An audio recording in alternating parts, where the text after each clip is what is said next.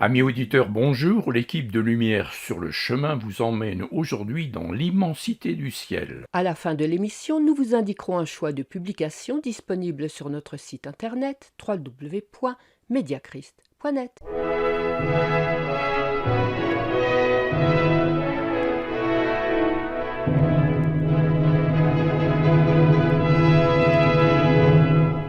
Chers amis auditeurs, le jeudi 13 mai, nous fêtons l'Ascension. Un jeudi? Pourquoi un jeudi? Les fêtes religieuses sont célébrées le dimanche, non? Jésus est monté au ciel 40 jours après sa résurrection.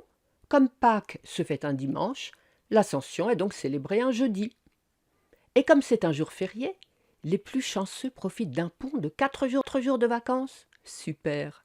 Pendant ces 40 jours, Jésus était resté auprès des disciples pour fortifier leur foi. Mais maintenant qu'il les quitte pour retrouver la gloire à côté de son Père, ils vont se retrouver tout seuls. Alors, l'ascension, est-ce vraiment une bonne nouvelle pour tous les croyants? Tous les croyants de tous les temps perdent là définitivement leur Sauveur? Jésus s'est-il perdu dans l'infini du ciel? Oui, le Christ est monté au ciel. Il a emporté avec lui sa victoire. Mais cette victoire, il ne l'enferme pas dans un placard. Elle est le bien de ses frères. Jésus veut que tous les chrétiens s'approprient cette victoire pour eux-mêmes. Paul nous aide à le faire.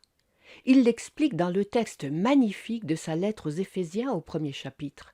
C'est pourquoi, moi aussi, ayant entendu parler de votre foi au Seigneur Jésus et de votre charité pour tous les saints, je ne cesse de rendre grâce pour vous, faisant mention de vous dans mes prières, afin que le Dieu de notre Seigneur Jésus-Christ, le Père de gloire, vous donne un esprit de sagesse et de révélation dans sa connaissance, et qu'il illumine les yeux de votre cœur, pour que vous sachiez quelle est l'espérance qui s'attache à son appel, quelle est la richesse de la gloire de son héritage qu'il réserve aux saints, et quelle est envers nous qui croyons l'infinie grandeur de sa puissance, se manifestant avec efficacité par la vertu de sa force. Il l'a déployé en Christ, en le ressuscitant des morts, et en le faisant asseoir à sa droite dans les lieux célestes, au-dessus de toute domination, de toute autorité, de toute puissance, de toute dignité, et de tout nom qui se peut nommer, non seulement dans le siècle présent, mais encore dans le siècle à venir. Il a tout mis sous ses pieds, et il l'a donné pour chef suprême à l'Église, qui est son corps, la plénitude de celui qui remplit tout en tous. Ce texte est impressionnant.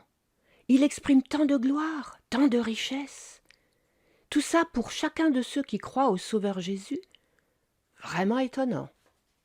Alors, imaginez maintenant que Paul voit notre foi à nous, aujourd'hui. Serait-il content de nous? J'espère qu'il nous dirait à nous aussi ce qu'il confie aux Éphésiens. J'ai vu votre foi remarquable, j'ai apprécié votre amour chrétien, mais je voudrais que vos résultats soient encore meilleurs. Il raisonne comme un bon instituteur. Il a constaté les progrès de sa classe, mais il ne se contente pas de leur dire « c'est bien ». Il ajoute « maintenant que vous avez fait de grands progrès, continuez ». Chaque chrétien doit marcher de progrès en progrès. On n'a jamais trop de foi, ni trop d'amour, ni trop de force pour vaincre Satan et la faiblesse de notre chair. Je pense que Paul nous dirait la même chose. Chrétien de 2021, j'ai vu vos progrès, mais je voudrais qu'ils augmentent encore. Ok, on veut bien progresser, mais comment faire? En fait, c'est simple. Il suffit d'exploiter toujours mieux le Christ vainqueur que nous avons au ciel. Lui seul peut nous faire grandir et nous rendre invincibles. C'est pourquoi l'apôtre prie Dieu en faveur des Éphésiens. Il veut les voir grandir dans 3 directions, l'espérance, l'héritage et la puissance. Je prie pour vous, afin que le Dieu de notre Seigneur Jésus-Christ, le Père de gloire, vous donne un esprit de sagesse et de révélation dans sa connaissance, et qu'il illumine les yeux de votre cœur, pour que vous sachiez quelle est l'espérance qui s'attache à son appel. Paul cite d'abord l'espérance parce qu'elle est le fondement du salut. L'espérance chrétienne, ce n'est jamais du n'importe quoi. Ce n'est pas une confiance en une probabilité plus ou moins certaine. Elle se fonde sur la parole de Dieu et sur ses œuvres. Or la parole de Dieu est certaine, et toutes ses œuvres s'accomplissent avec fidélité. Quand le chrétien ouvre sa Bible, il y découvre tout ce que Dieu a fait par Jésus-Christ pour sauver les pécheurs. Il y découvre que les événements par lesquels Dieu a effectué le salut du monde sont tous véridiques.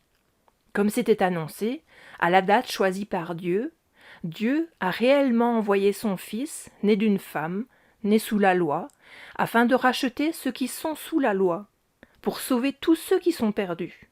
Et tous ceux qui croient au Fils de Dieu ont réellement le pardon, la vie et le salut. Alors vous voyez, l'espérance chrétienne, c'est tout autre que l'espérance du monde.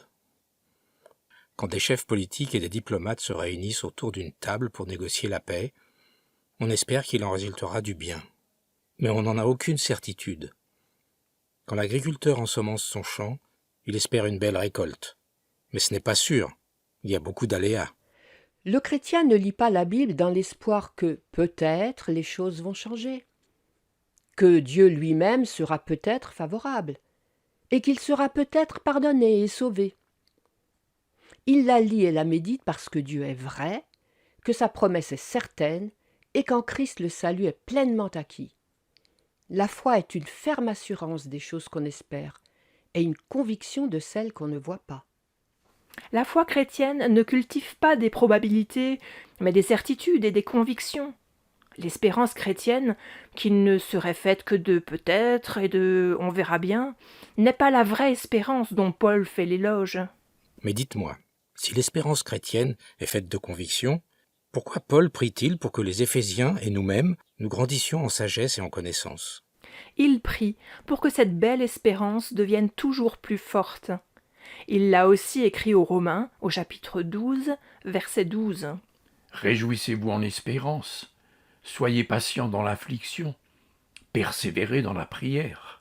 Le fondement de la foi est certain, oui, mais Paul sait bien que notre foi est contrariée chaque jour par le doute, la tiédeur, l'indifférence. Et puis il y a les épreuves qui la remettent en question. Il y a le diable et notre chair si faible. Paul insiste donc dans sa prière pour que les Éphésiens persistent dans l'espérance et apprennent à en tirer des consolations toujours plus fortes contre le péché, la détresse et la mort. Cette prière est universelle dans le temps. Le psaume 119 dit au verset 116 « Soutiens-moi selon ta promesse, afin que je vive, et ne me rends pas confus dans mon espérance. » Vous voyez, c'est toujours la même prière, tout au long des siècles.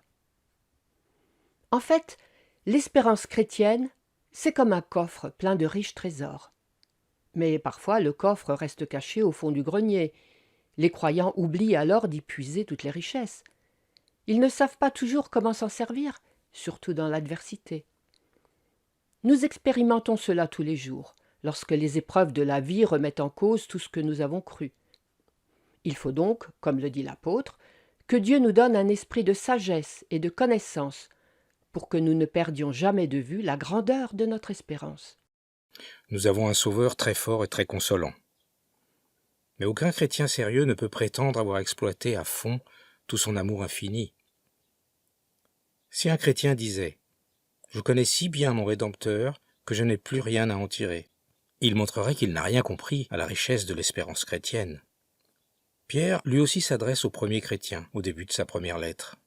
« Béni soit Dieu, le Père de notre Seigneur Jésus-Christ, qui, selon sa grande miséricorde, nous a régénérés, pour une espérance vivante, par la résurrection de Jésus-Christ d'entre les morts, pour un héritage qui ne se peut ni corrompre, ni souiller, ni flétrir, lequel vous est réservé dans les cieux, à vous qui, par la puissance de Dieu, êtes gardés par la foi pour le salut, prêt à être révélé dans les derniers temps. » De même, l'Épître aux Hébreux nous explique, au chapitre 11, au verset 1, « La foi est une ferme assurance des choses qu'on espère, une démonstration de celles qu'on ne voit pas. » C'est pas consolant et encourageant tout ça ?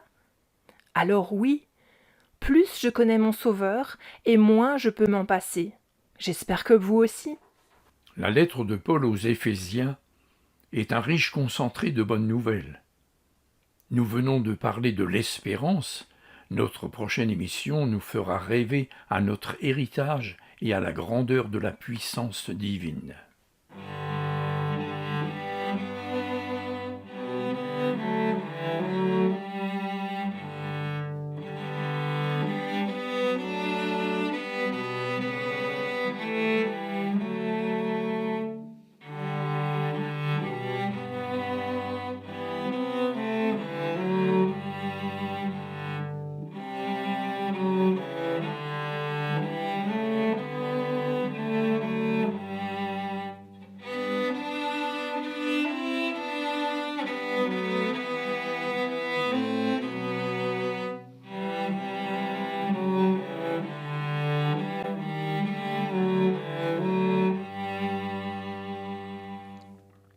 Prions.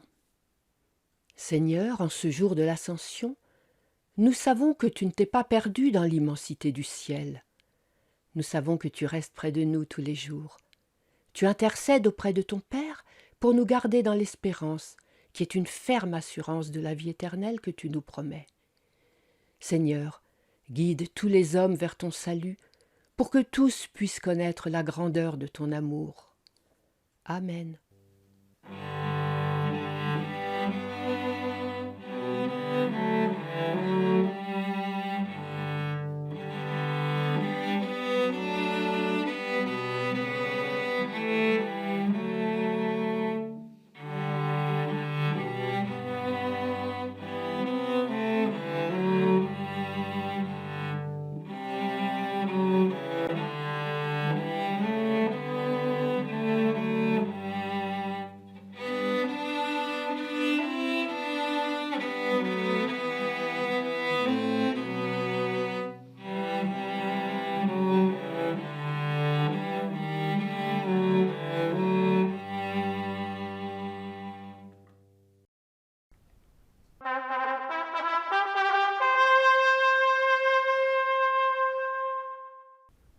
Ôte-moi d'un doute.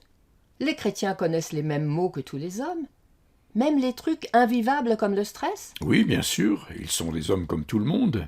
Ils sont tous de la même nature. On rencontre tous les tempéraments. Il y a des chrétiens placides, on dirait zen, et des chrétiens plus nerveux. C'est dans leur nature. Alors, ça sert à quoi de croire en Dieu si c'est pour vivre les mêmes difficultés? Moi, le stress, ça me dévore. Ça m'empêche de vivre et surtout de dormir. Les chrétiens ne sont pas à l'abri des difficultés et des souffrances. Mais ils ont une solution et une aide efficace. Ils la trouvent dans la parole de Dieu. Le stress peut être une vraie douleur. Si vous souhaitez quelques conseils appuyés sur la Bible, nous vous conseillons la brochure « Le stress ». Vous la trouverez sur notre site www.mediachrist.net.